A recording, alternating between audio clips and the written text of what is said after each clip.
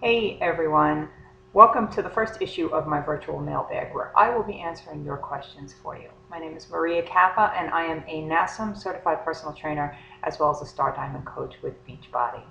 As I had mentioned, this is going to be a little clip where I will be answering the questions that you send to me. So if you ever have any questions that you would like to see in one of my future episodes, feel free to get them to me. So let's get started.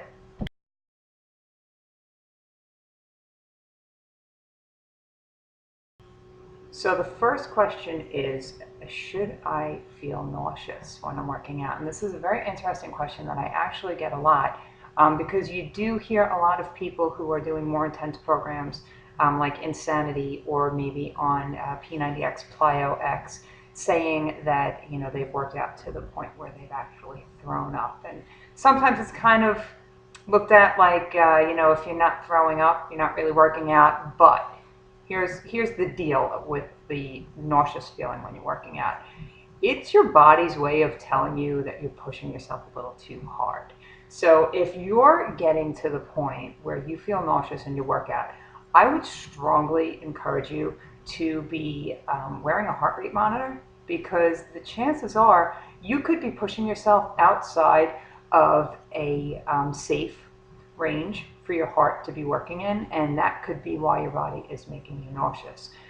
Some other people get nauseous. You have to find the right balance for you as far as when to work out, what time of day, and whether or not you need to have something in your stomach. Some people can't work out with anything in their stomach, myself included. I work out on an empty stomach every single morning.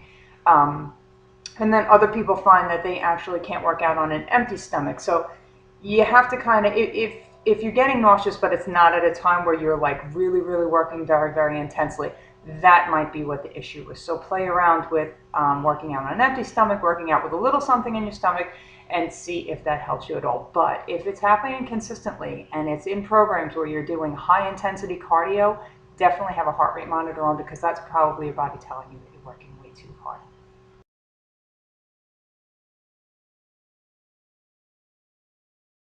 So the next question is a concern about a muscle getting too big or bigger than you would like to have get big. In this case, we're talking about the tricep muscle and the fact that it's maybe disproportionate to the size of the rest of the upper body. When it comes to building muscle, obviously, to stay lean, long and lean muscles, you want to do higher reps with less weight. Now, this doesn't mean that you should be picking up 3-pound weights and just kind of getting through the motions. Regardless of what your goal is, you want to reach failure. It's just where you're reaching that failure. So if you want to lean that muscle out, get it longer and leaner, you want to choose a weight that's going to have you fail around rep 12. Now, if you find that you're really having an issue with that muscle being bigger proportionately to the rest of your body, go to 15 reps and fail. When I'm doing P90X, there are certain exercises that I feel that the muscles are maybe a little bit bigger on my body and I don't want them to be. I'll pause the video or I'll work out through Tony's chatting.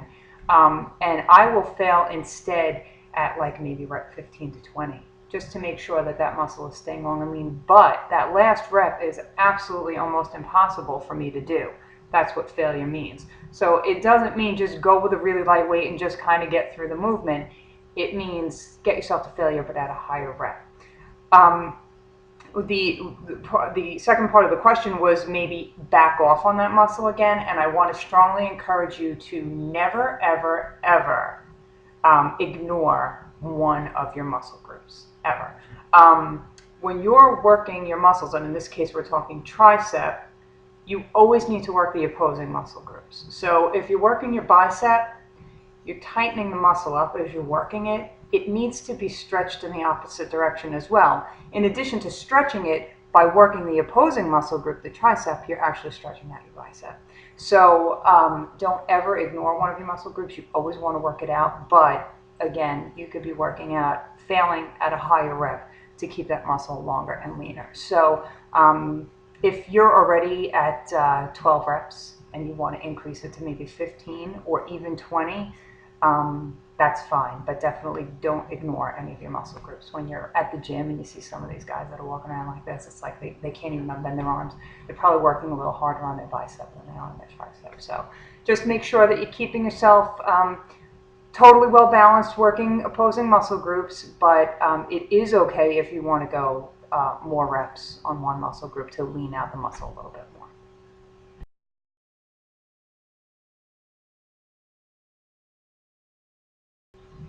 And our last question for today is about knee pain when doing Brazil butt lifts boom boom workout. And for people who aren't familiar with it, the boom boom workout is really a 30-minute lower body workout that primarily just uses lunges and squats and dips and things like that. So mostly it's all body weight work, but it is a lot of lunging and squats. I can't stress this point enough because this is so important. If you're doing the exercises correctly, you should not be feeling knee pain. There's no reason why you should be feeling pain. Again, we're not using weights in this workout. This is strictly your own body weight. You have to make sure you have proper form when you're doing lunges and squats, without a doubt. You need that 90-degree angle. You need your knees over your ankles.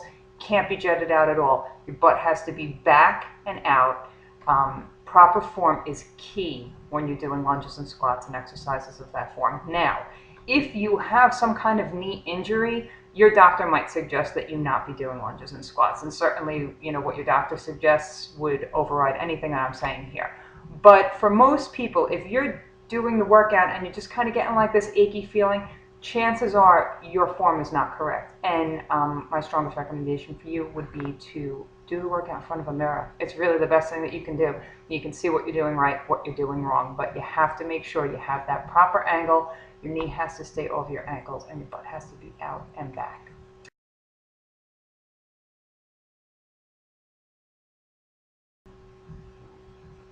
So that concludes our first episode of my virtual mailbag. I hope you guys found this helpful. I enjoy doing it for you.